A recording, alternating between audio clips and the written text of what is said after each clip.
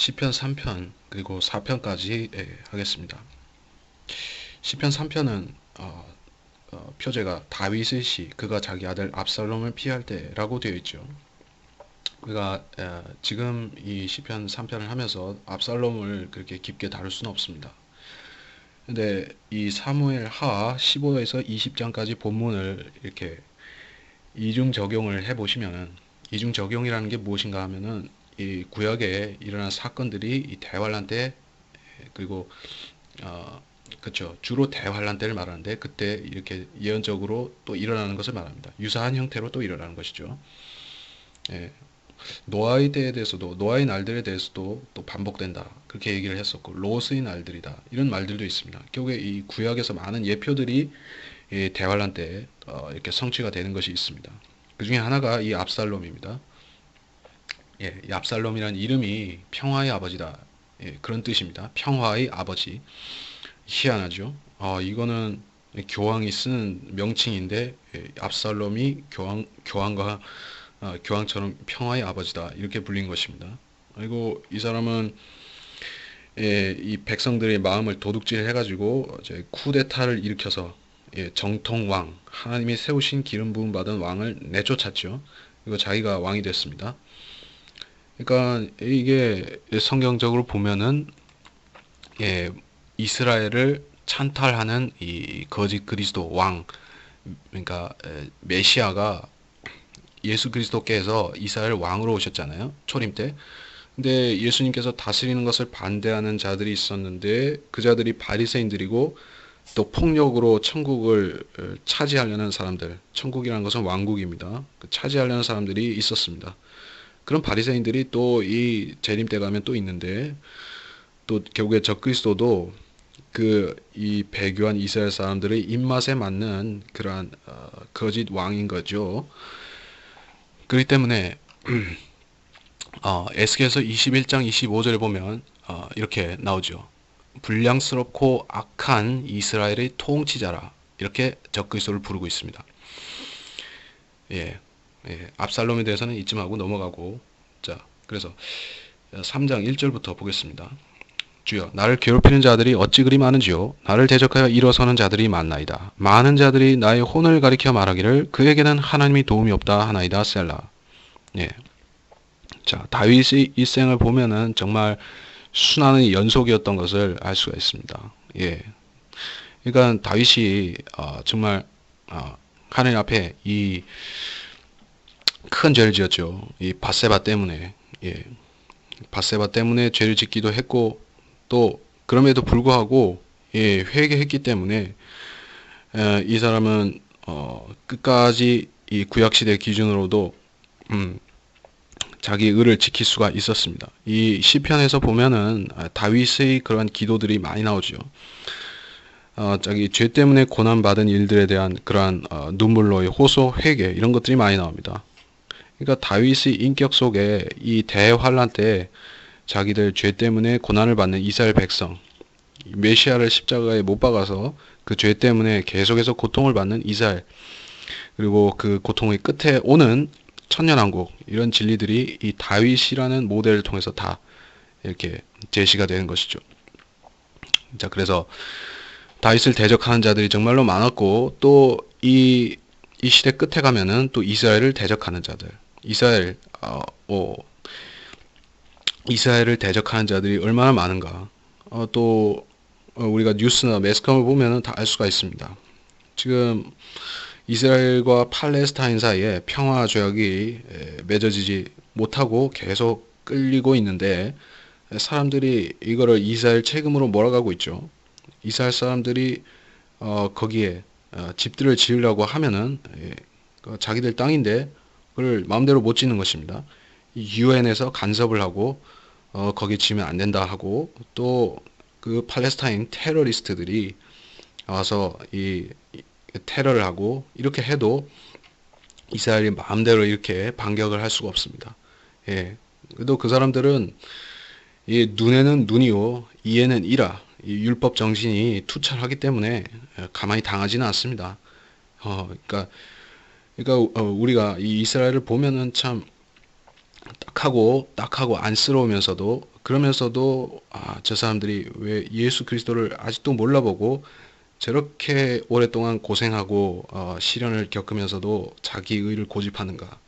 예, 그렇게 좀 갑갑해 보이기도 합니다. 근데 어쨌든 하나님 입장에서는, 하나님께서 보실 때는 이 이스라엘은 이 대환란을 통해서 예, 자기의 의 대신 예수 그리스도의 의를 믿고 그 민족적으로 회복이 되는 그런 위치에 있는 민족입니다. 그러니까 이방인들이 이스라엘을 멸시해도 절대 그들이 이스라엘을 넘어설 수가 없는 것이죠. 그러니까 이 시대에 예수 그리스도의 보혈을 통해서 거듭나서 주님 안으로 들어온 것이 축복이라는 뜻입니다. 우리가 이방인으로 계속 남아있게 되면 결국엔 이 이스라엘이 머리가 되고 또 이방인들이 꼬리가 되는 그 천년왕국이 오게 되면은 우리는 거기서 결국엔 백성이 되어야 되는 것인데, 지금 구원받았으면은 우리는 왕 같은 제사장이 되는 것이죠. 그래서 2절에 보면 그렇게 다윗의 고난 중에 이렇게 그 대적들이 이렇게 비난을 했습니다. 나의 혼을 가리켜 말하기를. 예, 다윗의 혼을 누가 볼 수가 있는가? 여러분의 혼을 볼 수가 있습니까? 저는 제 혼을 볼 수가 없고 여러분도 볼 수가 없습니다. 근데 다윗의 혼을 가리켜 말한다. 다윗이 죽었다는 얘기인가? 아닙니다. 이게 구약시대의 사람들은 이 영이 죽어 있었잖아요. 거듭나라는 말은 죽은 영이 살아난다는 뜻이고, 또 그럴 때 한 가지 더 일어나는데 이 몸과 혼이 결합되어 있습니다. 이것이 예수 그리스도와 결혼하려면, 우리 혼이 예수 그리스도와 결혼하려면 육신하고 갈라서야 됩니다. 이것이 영적인 할례요 그리스도의 할례인 것입니다. 이것에 대해서는 길게 설명할 수가 없지만은 어쨌든 이 혼을 가리켜 말했다 하는 것은 이 다윗 자체를 보고 그렇게 말했다는 것이고, 몸을 보고 그렇게 말했다는 것이죠. 이 구약식 표현입니다. 자, 그리고 3절에서 오 주여 주는 나의 방패시오 영광이시며, 이 말씀. 자, 이제 이런 대환란 때 이스라엘이 극심한 고난 중에서도 보호가 그들이 일부 보호를 받죠. 방패이시며, 주님께서 그들을 바위성읍 페트라에 집어넣고 그들을 보존해 주십니다. 그리고 4절에서 내 음성으로 주께 부르짖었더니 그가 그의 거룩한 산에서 내 음성을 들으셨도다 셀라. 자, 다윗이 부르짖었고 또 대환란 때 이스라엘 백성이 이렇게 부르짖는 거예요. 그랬더니 이 거룩한 산이 어디인가? 예. 우리가 성경에 보면은 이 거룩한 산이 두 군데 있죠. 거룩한 산이라는 거는 뭐 금강산도 아니고 백두산도 아니고 그 산은 뭐 히말라야도 아닙니다. 알래스카도 아니고 그 시온이라는 것은 두 군데가 있죠. 북편에 있는 시온, 시편 48편 2절에 나오는 것입니다. 북편에 있는 위대한 왕의 도성 시온산은 그 자리 잡은 곳이 아름다우며 온 땅의 기쁨이니. 이거는 하늘에 있는 시온산을 말하는 것이죠. 그리고 이 3편 4절에서 말하는 이 거룩한 산이라는 것은 아마도 그 셋째 하늘에 있는 도성, 그 시온산을 말하는 것이다. 우리가 알 수가 있죠. 그리고 셀라라는 말이 나오니까 피난처와 관련이 되는 것입니다. 피난처에서 이렇게 주께 부르짖는다는 말입니다. 그리고 5절에 보면 내가 누워 자고 또 깨었으니 이는 주께서 나를 붙드심이라. 이거를 우리가 주님께서 오실 때 이스라엘에서 깨어있는 사람들, 그리고 환난 성도들에게서 깨어있는 사람들을 주님께서 찾으시는 것이죠. 그렇기 때문에 이 인자가 오실 날과 관련돼서 이 말씀을 하신 거예요. 마태복음 25장 13절에 보면 그러므로 깨어있으라 너희는 인자가 오실 그 날과 그 시간을 모르기 때문이라, 이런 말씀이 나오죠. 또 이 날은 주님께서 환난 성도들을 환난 후 휴거로 불러 올리시는 그 날이기도 하죠. 주께서 나를 붙드심이라, 깨었으니 예. 이게 휴거에 대한 그런 압축적인 표현이다. 이렇게 볼 수가 있습니다. 그리고 나서 6절에서 이제 대적들이 나를 포위한다. 이런 말이 나오는데 여기서 나는 예루살렘으로 옮겨진 거죠. 예루살렘에 대해서 말씀하신 것이죠. 이, 보면 그 아마겟돈 전쟁 때 이스라엘을 포위하는 무리들이 있습니다. 스칼에서 12장 2, 3절에서 그리고 14장 2, 3절에서 이스라엘을 진멸하려는 무리들이 온 이스라엘을 휩쓸면서 또 예루살렘까지 도달을 합니다. 그래서 예루살렘이 군대에 포위되는 날이다. 이렇게 누가복음 21장 20절에서 말씀하고 있죠. 이 날이 이스라엘에게는 아주 위기의 날이고 아주 절체절명의 날인데 그날에 예수님께서 오셔가지고 적그리스도를 패망을 시키고 이스라엘 남은 자들을 해방시키신다. 그런 해방의 날이 주의 날이라고 불리는 것이죠. 그리고 7절에서 오 주여 일어나소서 오 나의 하나님이여 나를 구원하소서 주께서는 나의 모든 원수들의 턱뼈를 치셨으며 주께서 악인들의 이를 부수셨나이다. 이게 문자적으로 이루어지는 것이죠. 이 대환란 때 얼마나 이스라엘의 고난을 겪는가 하면은 히틀러 때 이 600만 명이 가스실에서 죽임을 당한 그것보다 더한 일들이 일어나는 것입니다. 그래서 이스라엘을 삼키는 자들이 나옵니다. 시편 14편 4절이라든지 또 53편 4절 이런 데서 이스라엘 백성들이 식량이 되어서 먹힌다. 이런 구절이 나옵니다. 대환란 때 큰 기근이 오지 않습니까? 이 엘리야 때 하늘에서 3년 반 동안 비가 안 내렸듯이 이때도 두 증인이 나타나서 예언을 하면 하늘이 닫히고 비가 내리지 않습니다. 그래서 식량이 없기 때문에 이방인들도 고통당하고 또 그 와중에서 이스라엘 백성들은 먹히기까지 하는 것입니다. 그리고 8절에 보면 이제 셀라가 또 나오죠. 셀라가 나온다는 것은 이 셀라 페트라잖아요. 셀라 페트라에 있는 주위 백성들이 주님께서 이 원수들을 쳐 부수시는 것 7절에서 일어난 사건으로 인해서 환호하고 주님을 찬양하는 것이다. 이런 것입니다. 그리고 시편 4편부터 다시 보겠습니다. 오 내 의 하나님이여 내가 부를 때 내게 들어주소서. 주께서는 내가 곤경에 처했을 때 나를 구해 주셨으니 나에게 자비를 베푸시어 나의 기도를 들으소서. 내 의 하나님이여 이게 또 구약식 표현인데 우리가 이대로 기도하면 안 된다는 것이죠. 우리는 예수 그리스도의 의만 찬양해야 되죠. 십자가에 흘리신 그 피로 인해 그 공로로 인해서 우리가 입은 그 의만 찬양해야 됩니다. 이 계시록에 보면 하늘에 있는 24장로와 또 생물들과 또 이 성도들이 모두 이 예수 그리스도의 이 피를 찬양하지 않습니까? 근데 다윗은 내의 하나님이여 이렇게 기도를 했다는 것입니다. 이거는 대환란 성도들에 대해서 그들이 우리와 똑같다고 말할 수가 없는 것입니다. 우리는 예수님의 의만 힘입지만 그래서 믿음으로만 구원을 받지만 이 대환란 때의 성도들은 자기 믿음으로 구원을 받고 또 거기에 더해서 믿음 플러스 행위가 있어야만 그 믿음까지도 진짜로 인정을 받는 것입니다.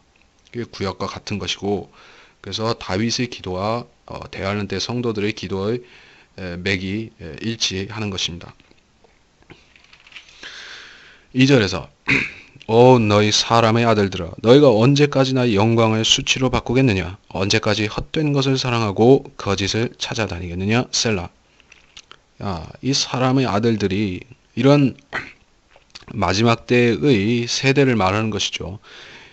주님께서 이 세대가 지나기 전에 모든 일이 이루어진다고 말씀하셨고 마태복음 24장에서 그렇게 말씀하셨죠.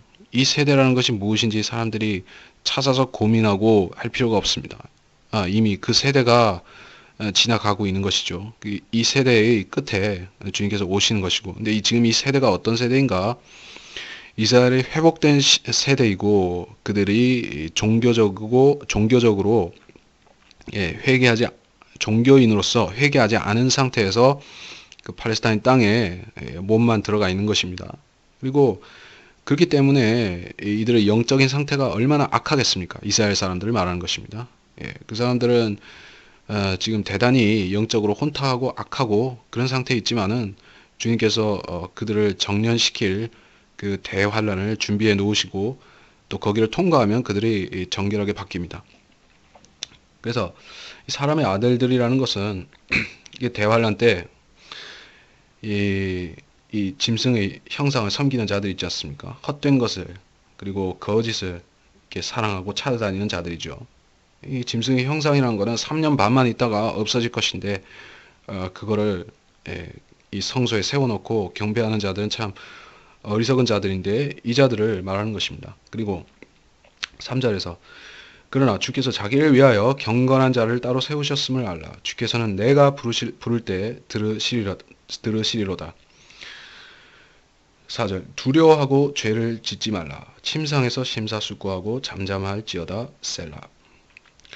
자, 주께서 자기를 위하여 경건한 자를 따로 세우셨다. 이거는 세우셨다는 것은 왕으로서 통치자로서 세우신 것을 말한다. 경건한 자는 경건한 왕이죠. 다윗 왕이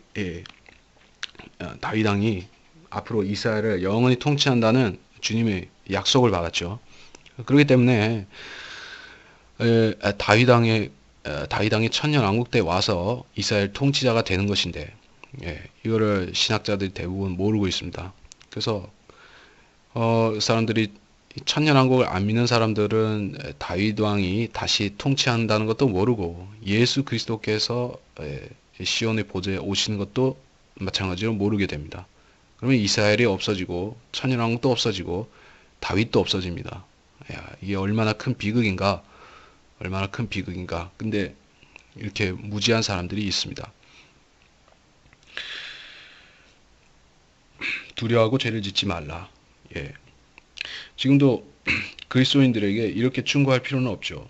우리는 물론 우리가 죄를 짓지 않는 동기에 대해서 생각해 보라는 뜻입니다. 우리는 모든 동기가 예수 그리스도께서 우리한테 주신 사랑, 십자가에서 보여주신 사랑, 그리고 우리 안에 성령을 보내주셔서 아버지의 사랑으로 우리를 지켜주시는 그 능력과 사랑, 거기에 우리 마음이 매여 있으면은 우리가 두려움으로 죄를 짓지 않는다. 심사숙고하고 잠잠할지어다. 우리가 이런 거하고는 안 맞지 않습니까? 근데 대환란 때의 사람들은 대환란 때의 유대인 성도들은 특별히 이렇게 해야만 됩니다. 이 사람들이 2000년 동안에 이 율법도 지키지 않고 형식적으로 지킨다고는 했지만 형식적으로 지켰지만은 많은 부분들을 훼손시켰죠. 그리고 또 그래가지고 이 유대인들의 영적인 상태가 지금 말이 아니죠. 그래서 대환란 때 이들이 회개하려면 얼마나 철저히 회개해야 되는가? 이렇게 해야 되는 것입니다. 두려워하고 죄를 짓지 말라. 이렇게 해야지 이들의 회개가 받아들여지는 것이죠. 주님께서 결국에 환란 끝에 가서 그들을 회복시키시는 것입니다. 5절에서 의 희생제들을 드리고 주를 신뢰하라. 자, 이게 천년왕국의 대목으로 갑자기 바뀌었습니다. 5절 이후로 딱 절반에서 나눠지죠. 누가 우리에게 선을 보여주겠느냐고 말하는 사람들이 많사오니 주여 주의 얼굴빛을 우리에게 들어주소서. 의 희생제들이다. 사람들이 교회 다니는 사람들이 예수 그리스도의 십자가에서 모든 희생 제사는 끝났다 라는 것을 알고 있는데 사실은 희생 제사가 끝난 것은 속죄의 수단으로서는 이제 희생 제사가 없어진 것입니다. 근데 하나님께서 이 신약 교회에 주신 의식이 있죠. 주의 만찬이다. 그렇죠. Lord's Supper. 이 주의 만찬이 있는데 이거는 희생 제사가 아니죠. 이거는 기념 의식입니다. 우리가 예수 그리스도께서 우리를 위해서 살과 피를 다 주신 사실을 그리고 시인하고 우리가 그분을 믿음으로써 영접하는 것이죠. 살과 피를 먹고 마시는 것이 아니라 그를 믿음으로써 기념하는 것입니다. 이게 기념 의식인데 이 천년왕국 때도 희생 제사가 있다는 말씀이요. 짐승들을 잡아요. 근데 이 제사로 인해서 속죄하는 것은 아니고 기념하는 것이죠. 희생제가 복구가 됩니다. 그리고 그들이 기념하는 것이 있겠죠. 그것은 장막절입니다. 스칼에서에 보면 장막절이 나오는데 이 민족적인 속죄를 말하는 것이죠. 스칼에서 14장 21절에 보면 정령 예루살렘과 유다에 있는 모든 솥이 만군의 주께 거룩함이 될 것이요 희생제를 드리는 자들이 모두 와서 솥들을 가져다가 거기에 삶으리라. 또 그 날에는 만군의 주의 집에 가나안인이 더 이상 있지 아니하리라. 이런 말씀이 나옵니다. 자, 성전이 있고 희생제가 있고 주의 집이 있는 거예요.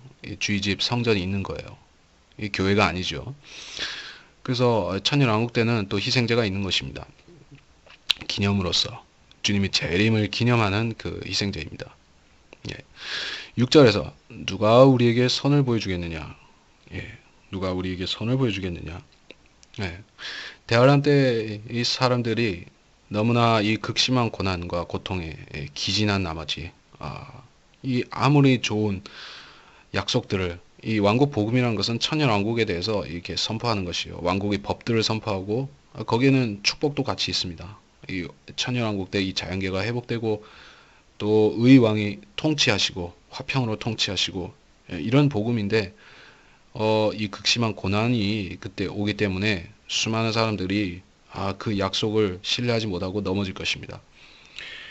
그렇기 때문에 이렇게 질문하는 자조적인 질문을 하는 사람들이 있고 또 비난하는 사람들도 있는 것입니다. 누가 우리에게 선을 보여주겠느냐? 주님이 오시면은 땅의 평화가 회복이 됩니다.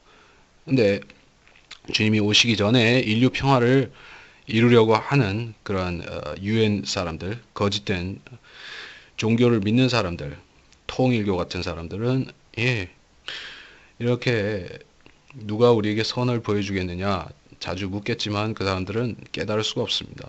그 사람들은 예수 그리스도를 통해서 많이 이 땅에 참된 평화가 회복되고 또 왕국이 수립된다는 것을 모르는 것입니다. 그리고 8절에서 주께서 내 마음에 기쁨을 두셨으니 그것이 그들의 곡식과 포도주가 풍성했던 때보다 더 크니이다.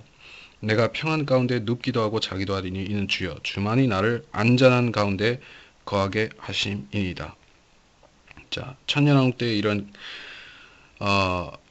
이스라엘 백성들한테는 큰 기쁨이 있죠.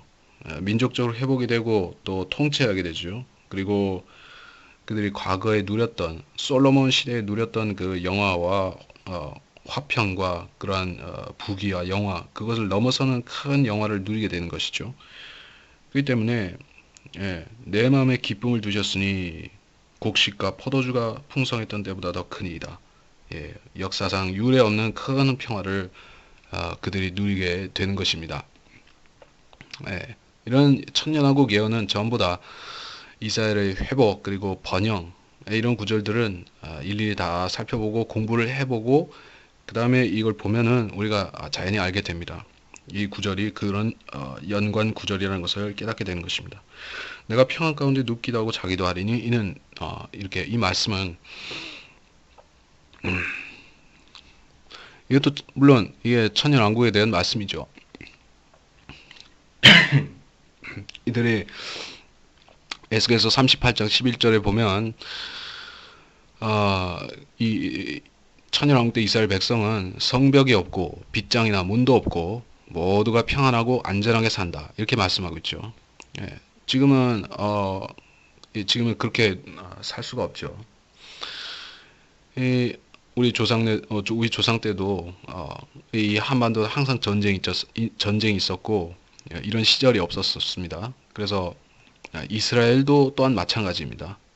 그들은 이런 평화를 아주 잠깐 솔로몬 왕 때 그리고 다윗 왕 재위 시절 극히 일부 그렇게 잠깐 누렸었는데 이것이 천년왕국의 예표이기도 하지만 결국에 천년왕국 때 가면은 그들은 엄청난 평화를 누리게 될 것입니다.